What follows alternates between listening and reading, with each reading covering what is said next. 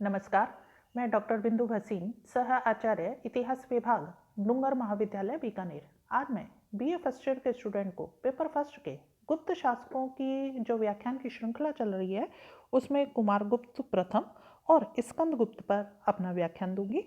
तो चंद्रगुप्त द्वितीय की मृत्यु के बाद उसका पुत्र कुमारगुप्त प्रथम जो था वो गद्दी पर बैठा था। इसकी माता का नाम ध्रुव देवी था। सांची अभिलेख में चंद्रगुप्त की अंतिम तिथि जो है वो गुप्त संवत 93 यानी कि 319 - 93 यानी कि 412 मिलती है, और बिलसद अभिलेख में कुमारगुप्त की प्रथम ज्ञात तिथि गुप्त संवत 96 यानी कि 319 + 96 यानी कि 415 मिलती है। इसका अर्थ है कि कुमारगुप्त 412 से 415 ईस्वी के मध्य किसी समय गद्दी पर बैठा था। इस आधार पर विद्वानों का मत है कि कुमारगुप्त 413 से 414 ईस्वी में गद्दी पर बैठा था। वैशाली की राजमुद्रा और मंदसौर अभिलेख के आधार पर doctor Bhandarkar, doctor P.L. Gupta का मत है कि चंद्रगुप्त द्वितीय के बाद ध्रुव देवी का दूसरा पुत्र गोविंद गुप्त शासक बना था, किंतु अधिकांश विद्वान इस मत को स्वीकार नहीं करते और कुमारगुप्त को ही चंद्रगुप्त का उत्तराधिकारी मानते हैं। अब सोर्सेज हमें जो मिले हैं वो हैं कि कुमारगुप्त के कुल 13 अभिलेख हमें प्राप्त हुए हैं, जिनमें बिलसद, गढ़वा, मंदसौर, मानकुमार, करमदंडा, सांची, उदयगिरी, मथुरा और तुमैन आदि अभिलेख इसमें हमें प्रमुख लगे हैं। साथ ही दामोदरपुर, धनेदह, कुलाईकुरी और बेग्राम के ताम्रपत्र और मुद्राएं भी कुमारगुप्त के बारे में पर्याप्त जानकारी हमें प्रदान करते हैं। स्कंदगुप्त की का जो भीतरी अभिलेख है उसमें भी कुमारगुप्त के शासनकाल की अनेक घटनाओं की जानकारी हमें मिलती है। कहते हैं उपाधियां भी कुमारगुप्त ने भी अनेक धारण की थी, जिसमें महेंद्र कुमार, सिंह महेंद्र, महेंद्र सिंह, महेंद्र करम, अजीत महेंद्र, गुप्तकुल, व्योम, महेंद्रादित्य उसकी उपाधियों में प्रमुख हैं। इसके साम्राज्य की बात करें तो इसके सिक्के और अभिलेख जो हैं वो बंगाल से लेकर सौराष्ट्र और हिमालय से लेकर नर्मदा तक के क्षेत्र में मिले हैं। इससे प्रकट होता है कि कुमारगुप्त प्रथम का साम्राज्य जो है उत्तर में हिमालय तक और दक्षिण में नर्मदा नदी तक, पूर्व में बंगाल तक और पश्चिम में सौराष्ट्र तक फैला हुआ था। विभिन्न प्रांतों में उसके भाई और सामंत शासन कर रहे थे। उसका छोटा भाई जो गोविंद गुप्त है तिरहुत का गुप्ता था। घटोत्कच गुप्त एरन प्रदेश में, चिरादत्त दत्त पुंडवर्धन उत्तरी बंगाल में, बंधु वर्मा पश्चिमी मालवा में उसके प्रतिनिधि शासक थे। मंदसौर शिलालेख में कहा गया है कि कुमारगुप्त प्रथम जो है चारों समुद्रों की चंचल लहरों से आवृत हुई पृथ्वी पर शासन करता था। इसके शासनकाल की प्रमुख घटनाएं क्या क्या हैं कि कुमारगुप्त की सामरिक उपलब्धियों का तो कोई विवरण हमें प्राप्त नहीं होता है। कुमारगुप्त को उत्तराधिकारी में एक विस्तृत साम्राज्य जो प्राप्त हुआ था, अतः उसने साम्राज्य विस्तार की ओर तो ध्यान नहीं दिया, साम्राज्य को दृढ़ता प्रदान करने की ओर उसने ध्यान दिया था। अभिलेखों से ज्ञात होता है कि कुमारगुप्त के शासनकाल का प्रारंभिक काल शांति और समृद्धि का काल था, फिर भी उसका शासनकाल राजनीतिक घटनाओं से रिक्त नहीं था। उसके शासनकाल की कुछ घटनाएं थी, जैसा कि अश्वमेध यज्ञ। इसके कुछ सिक्के मिले हैं कुमारगुप्त प्रथम के, जिन पर एक और यज्ञ स्तूप से बंधा हुआ अश्व और दूसरी ओर हाथ में चंवर लिए हुए राजमहिषी की आकृति उत्कीर्ण है। कुछ सिक्कों पर एक और घोड़े के नीचे अश्वमेध और दूसरी ओर अश्वमेध महेंद्र अंकित है। एलन महोदय का मत है कि अश्वमेध यज्ञ के अनुष्ठान के उपरांत ही कुमारगुप्त ने ये उपाधि धारण की थी। यद्यपि उसके अभिलेखों में उसके द्वारा अश्वमेध यज्ञ किए जाने का कोई उल्लेख नहीं मिलता है, परंतु उसके अश्वमेध शैली के सिक्कों से उसके अश्वमेध यज्ञ किए जाने की सूचना प्राप्त होती है। डॉक्टर रमाशंकर त्रिपाठी का मत है कि बिना कुछ प्रदेशों पर विजय प्राप्त किए कुमारगुप्त प्रथम अश्वमेध यज्ञ नहीं कर सकता था, परंतु दुर्भाग्य से उसकी किसी भी विजय के विषय में हमें जानकारी प्राप्त नहीं होती है। पुष्यमित्रों का विद्रोह हुआ है। यद्यपि कुमारगुप्त प्रथम के शासन का प्रारंभिक काल शांतिपूर्ण और समृद्धशाली था, परंतु उसके शासन के अंतिम दिनों में शांति व्यवस्था भंग हो गई थी। उसके राज्य पर विपत्ति के बादल मंडराने लगे थे। स्कंदगुप्त के भीतरी स्तंभ लेख से ज्ञात होता है कि कुमारगुप्त के शासनकाल के अंतिम दिनों में पुष्यमित्रों ने गुप्त साम्राज्य पर आक्रमण कर दिया था। वायु पुराण और जैन ग्रंथ जो कल्पसूत्र है उसके अनुसार पुष्यमित्र मध्य भारत में रहने वाली एक जाति थी। डॉक्टर जायसवाल के अनुसार पुष्यमित्र अवंती में राज्य करते थे।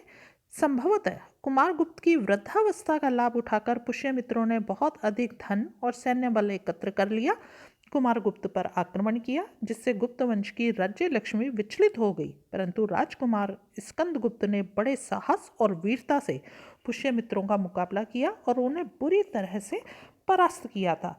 यद्यपि कहते हैं इस कार्य में उसे अत्यधिक कष्ट उठाना पड़ा था। एक रात उसे भूमि पर सोकर व्यतीत भी करनी पड़ी थी, किंतु अंत में उसी की विजय हुई थी। पुष्यमित्रों के विषय में विद्वानों में तीव्र मतभेद भी है। Doctor R.D. बनर्जी कहते हैं कि उन्हें हूण और हार्नले मैत्रक मानते हैं। डॉक्टर जायसवाल उन्हें अवंती का शासक मानते हैं, जबकि डॉक्टर राय चौधरी उन्हें नर्मदा नदी के तट का निवासी मानते हैं।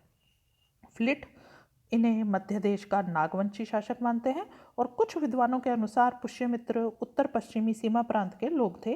कुछ विद्वानों के अनुसार पुष्यमित्रों का नेता जो था वो वाकाटक नरेश नरेंद्र सेन था। दांडेकर का मत है कि यहाँ पुष्यमित्रों का नहीं बल्कि गुप्त वंश के शत्रुओं का उल्लेख हुआ है, परंतु उनके पास कोई स्पष्ट प्रमाण नहीं है। जो भी हो, पुष्यमित्रों को स्कंदगुप्त के हाथों भारी पराजय उठानी पड़ी थी। इसके पश्चात भारतीय इतिहास में पुष्यमित्र का नाम कभी सुनाई नहीं पड़ता। हूणों का आक्रमण, कुछ विद्वानों का मत है कि हूणों ने भी कुमारगुप्त पर आक्रमण किया, जिससे गुप्तों की राजलक्ष्मी विचलित हुई थी, परंतु राजकुमार स्कंदगुप्त ने उन्हें भी परास्त करके अपने पराक्रम का प्रदर्शन किया था। वह बड़ा भीषण युद्ध हुआ था। हूणों को परास्त करने के लिए स्कंदगुप्त को रात दिन एक करना पड़ा था। इस प्रकार कुमारगुप्त के शासनकाल में उसके पुत्र स्कंदगुप्त ने पुष्यमित्रों और हूणों का सफलतापूर्वक प्रतिरोध किया। हूणों को परास्त कर स्कंदगुप्त जब राजधानी लौटा तब कुमारगुप्त की मृत्यु हो चुकी थी। धार्मिक सहिष्णुता और निर्माण कार्य की बात करें तो यद्यपि कुमारगुप्त वैष्णव धर्म का अनुयायी था, परंतु वह अन्य धर्मों का भी सम्मान करता था। उसका उच्च पदाधिकारी पृथ्वी शेण जो था वो शैव धर्मावलंबी था। करमदंडा अभिलेख से ज्ञात होता है कि उसने एक शिव मूर्ति की स्थापना करवाई थी। मंदसौर अभिलेख से स्पष्ट होता है कि उसने पश्चिमी मालवा के गवर्नर बंधु वर्मा के शासनकाल में दशपुर में एक सूर्य मंदिर बनवाया था। कुमारगुप्त की निर्माण कार्यों में भी रुचि थी। उसके काल में वैष्णव, शैव, बौद्ध, जैन सभी को धार्मिक स्वतंत्रता प्राप्त थी और वे सब अपने देवताओं की मूर्तियों का निर्माण करते थे और राज्य की ओर से उनके कार्यों में कोई विघ्न नहीं होता था। कुमारगुप्त के मूल्यांकन अगर हम करना चाहें तो हम कह सकते हैं कि इसका शासनकाल गुप्त काल का एक अत्यंत वैभवशाली काल था। एक योग्य शासक था। उसके साम्राज्य में चारों ओर सुख समृद्धि का वातावरण था और इस तथ्य की पुष्टि उसके काल के सिक्कों की गुणवत्ता, सौंदर्य, स्थापत्य और मूर्तिकला के विकास, आर्थिक और व्यापारिक प्रगति से होती है। यद्यपि उसने राज्य विस्तार तो नहीं किया, किंतु उसकी सामरिक शक्ति और दक्षता इस बात से सिद्ध है कि उसके समय में गुप्त साम्राज्य की सीमाएं अक्षुण्ण बनी रही। यही नहीं, वह अपने विशाल साम्राज्य की रक्षा के लिए सदैव कहते हैं तत्पर रहा। उसने पुष्यमित्रों और हूणों के आक्रमणों को भी विफल किया था। केवल एक शक्तिशाली प्रशासन ही इतने बड़े साम्राज्य को पूरी तरह नियंत्रण में रख सकता है। उसकी मृत्यु के थोड़े से समय बाद ही हूणों और अन्य शत्रुओं का सफल प्रतिरोध राजकीय सेना की कुशलता को स्पष्ट करता है और इस सेना को 40 वर्ष तक शांतिपूर्ण परिस्थितियों में रखा जा सका। यह बात कुमारगुप्त को कम महत्व प्रदान नहीं करती है। वास्तव में इसका श्रेय कुमारगुप्त के प्रशासन और व्यक्तित्व को है, जो साधारणतः आधुनिक इतिहासकारों के द्वारा उसे प्रदान नहीं किया गया है। स्कंदगुप्त की बात करें तो इसका शासनकाल हम 455 से 467 ईस्वी मानते हैं। पुष्यमित्रों और हूणों के आक्रमणों के दौरान जो गुप्त सम्राट कुमारगुप्त प्रथम की मृत्यु हो गई थी और उसकी मृत्यु के बाद उसका सर्वाधिक योग्य और प्रतापी पुत्र स्कंदगुप्त जो है गुप्त सिंहासन पर बैठा था। स्कंदगुप्त अपनी योग्यता और सैन्य कुशलता का परिचय पहले ही दे चुका था और कहते हैं स्कंदगुप्त जो है वो गुप्त राजवंश का अंतिम प्रतापी शासक था। अब उत्तराधिकारी युद्ध की बात करें अगर हम तो doctor Ganguly, doctor P L Gupta, doctor R.C. Majumdar, इन सब विद्वानों का मत है कि कुमारगुप्त प्रथम की मृत्यु के बाद उसके पुत्रों में राज सिंहासन के लिए उत्तराधिकार युद्ध हुआ, जिसमें स्कंदगुप्त विजयी रहा। उसने अपने भाइयों को मारकर सिंहासन स्वयं हस्तगत किया।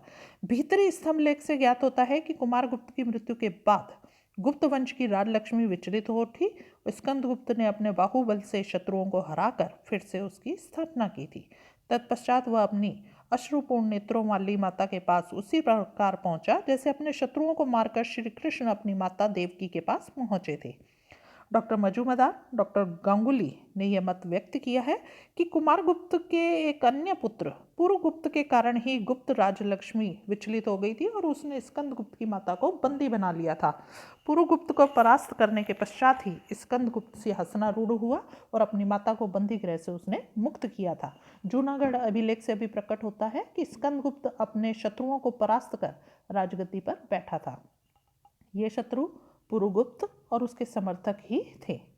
Doctor P.L. गुप्ता घटोत्कच गुप्त को स्कंदगुप्त का शत्रु मानते हैं। उनका विचार है कि जिस समय स्कंदगुप्त पुष्यमित्रों और हुणों के विरुद्ध युद्ध में व्यस्त था, उस समय कुमारगुप्त की मृत्यु हुई थी और इसका लाभ उठाकर घटोत्कच गुप्त ने सिंहासन पर अधिकार किया था। किंतु कुछ समय पश्चात स्कंदगुप्त ने अपने पराक्रम से सिंहासन को प्राप्त किया था, परंतु डॉक्टर हेमचंद्र राय चौधरी आदि विद्वान इस कथन को सत्य नहीं मानते हैं। उनका मत है कि भीतरी अभिलेख के अनुसार कुमारगुप्त की मृत्यु के बाद राजलक्ष्मी को चंचल बनाने वाले पुष्यमित्र और हूण आदि आक्रांता थे, पुरुगुप्त और उसके समर्थक नहीं। इसी प्रकार जूना जो अभिलेख है उसमें जिन शत्रुओं का उल्लेख हुआ है वे भी आंतरिक शत्रु नहीं, बाह्य शत्रु थे। कुमारगुप्त की मृत्यु और स्कंदगुप्त के राज्यारोहण की तिथियों में अधिक अंतर नहीं है। क्रमशः दोनों की अंतिम और प्रथम तिथि 455 ईस्वी है। इससे स्पष्ट होता है कि स्कंदगुप्त सहज और निर्विघ्न रूप से सिंहासन पर आसीन हुआ था। अतः स्पष्ट है कि स्कंदगुप्त को अपने भाई पुरुगुप्त या घटोत्कच गुप्त जो है उससे उत्तराधिकार के लिए कोई युद्ध नहीं करना पड़ा था। शासनकाल की बात करें तो कुमारगुप्त के प्रथम जो है उसकी अंतिम ज्ञात तिथि 455 है और स्कंदगुप्त की प्रथम ज्ञात तिथि 455 है। स्पष्ट है कि वो 455 ईस्वी में गद्दी पर बैठा था। सोर्सेस की बात करें हम तो इस स्कंदगुप्त जो है उसके व्यक्तित्व और कृतित्व की जानकारी हमें अनेक महत्वपूर्ण स्रोतों से प्राप्त होती है। उसके वो है अभिलेख, जैसे जूनागढ़ अभिलेख, भीतरी स्तंभलेख, कहोम स्तंभलेख, इंदौर ताम्रलेख, गढ़वा शिलालेख, सुपिया लेख स्कंदगुप्त के बारे में पर्याप्त जानकारी देते हैं। इसके अतिरिक्त उसकी मुद्राएं, अनेक साहित्यिक कृतियाँ जैसे कि कथा सरित सागर, आर्य मंजूश्री मूलकल्प, चंद्र व्याकरण, चंद्रगर्भ परिप्रच्छा, ये सब इसके हमें महत्वपूर्ण जानकारियाँ प्रदान करते हैं।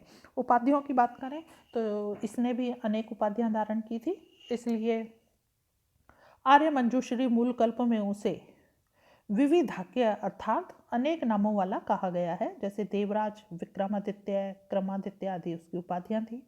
कहोम स्तंभलेख में उसे शक्रोपर्ण यानी कि इंद्र के समान कहा गया है। स्कंदगुप्त की उपलब्धियों की बात करें तो हम कह सकते हैं कि कुमारगुप्त के शासन के अंतिम वर्षों में ही स्कंदगुप्त ने युवराज के रूप में पुष्यमित्र को परास्त किया था, जिसकी जानकारी मैं इससे पहले कर चुकी हूँ। हूणों पर भी इसने विजय हासिल करी थी। हूण जो है मध्य एशिया में रहने वाली एक खानाबदोश जाति थी। उनकी बर्बरता और युद्ध कौशल के कारण उन्हें ईश्वरीय प्रकोप कहा जाता था। विभिन्न कारणों के चलते हुए चौथी और 5वीं शताब्दी ईस्वी में यह जाति 2 शाखाओं में विभक्त होकर नए प्रदेशों की खोज में निकली थी।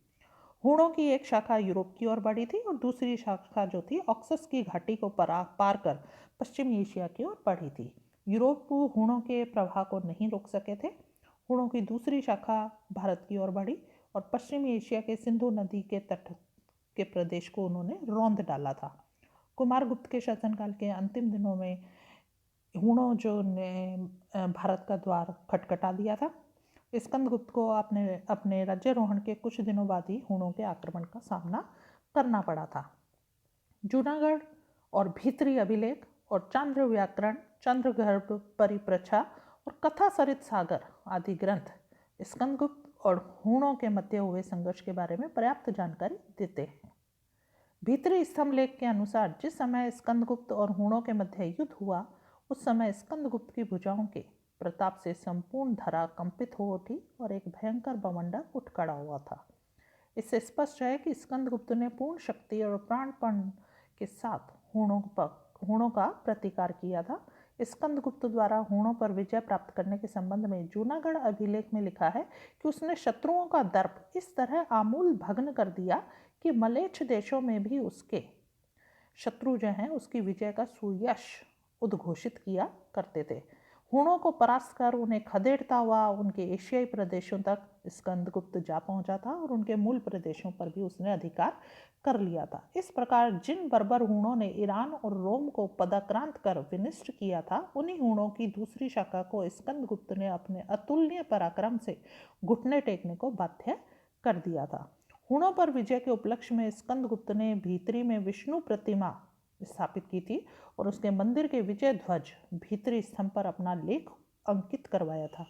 इसी विजय के पश्चात उसने विक्रमादित्य की उपाधि भी धारण की थी। कहते हैं स्कंदगुप्त की हूणों पर निर्णायक विजय न केवल उसकी महान उपलब्धि थी वरन ऐतिहासिक दृष्टि से भी उसकी यह विजय अत्यंत महत्वपूर्ण थी। इस विजय से स्कंदगुप्त न केवल अपने वंश की विचलित राज जो लक्ष्मी है उनको पुनः स्थापित और शासन को दृढ़ता से स्थापित करने में सफल हुआ, वरन भारतीय सभ्यता और संस्कृति को भी उसने नष्ट होने से बचा लिया था।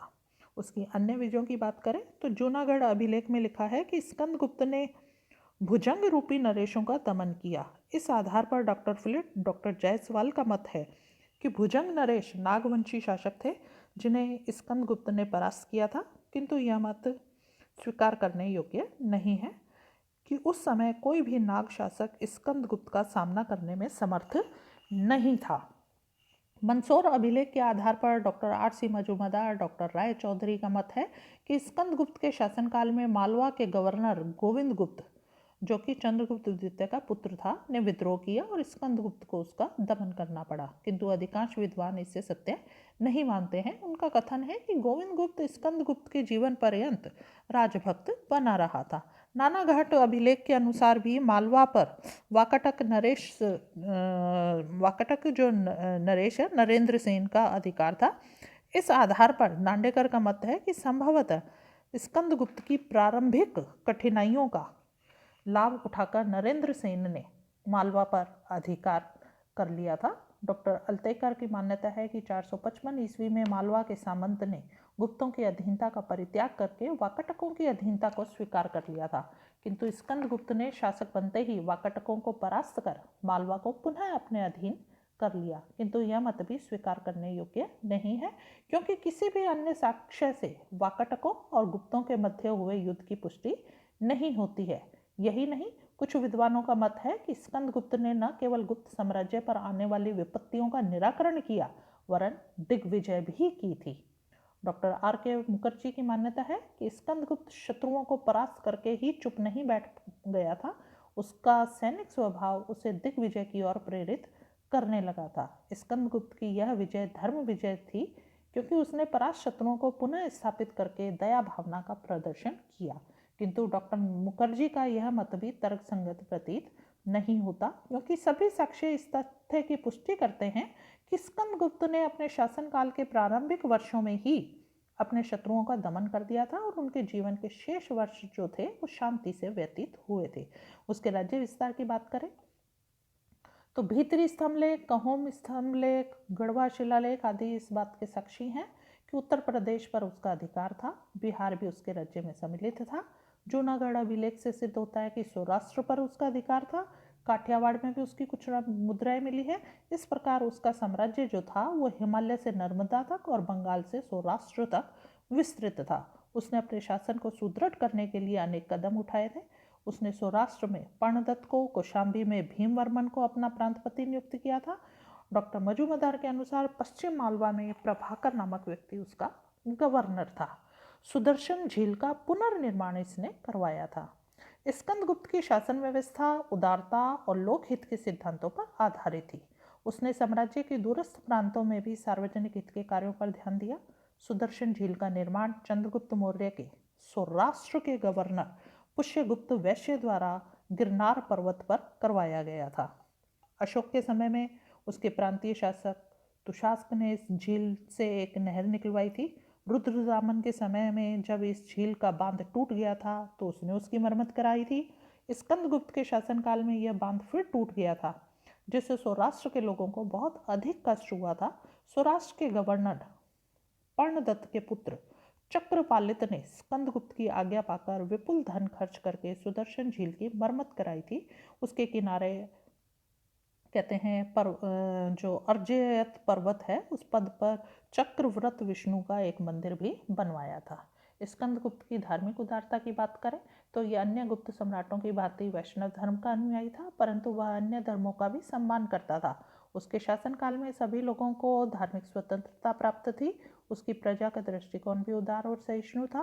कहूम के लेख से ज्ञात होता है कि रुद्र नामक एक व्यक्ति ने, जिसके हृदय में ब्राह्मणों, गुरुओं और परिवारजकों के प्रति असीम श्रद्धा थी, जैन तीर्थंकरों की 5 मूर्तियों का निर्माण करवाया था।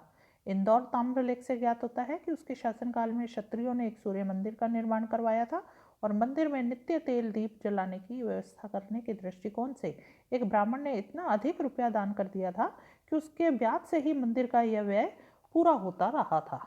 रुद्रदामन का अगर हम पूरा मूल्यांकन करें तो हम कह सकते हैं कि वह एक पराक्रमी योद्धा और कुशल सेनानायक था। युवराज के रूप में ही उसने पुष्यमित्रों और हुणों को परास्त करके अपनी योग्यता का परिचय दे दिया था। सिंहासन पर बैठने के पश्चात भी उसने हुण जैसी प्रबल जाति से लोहा लिया था और उन्हें पूरी तरह से परास्त करके उनके देश की सीमा से बाहर खदेड़ दिया था। एक वीर योद्धा और कुशल सेनापति ही नहीं वरन एक प्रतिभाशाली वो शासक भी था। शासन संबंधी कार्यों में वह कभी भी असावधानी नहीं बरतता था। अपने प्रांतीय गवर्नरों की नियुक्ति भी सोच समझ कर वह करता था। सौराष्ट्र, जो कि हुणों के आक्रमण से सदैव पीड़ित रहता था, उसके गवर्नर को जो था वो कुशल व्यक्ति को नियुक्त करके उसने अपनी बुद्धिमत्ता का परिचय दिया था। और फिर कहते हैं उसने सौराष्ट्र में सुदर्शन झील के बांध का जो निर्माण करवाया था उससे उसकी अपनी प्रजावत्सलता का परिचय भी उससे पता चलता है, यानी कि उसने अपना प्रजा के प्रति प्यार का परिचय दिया था।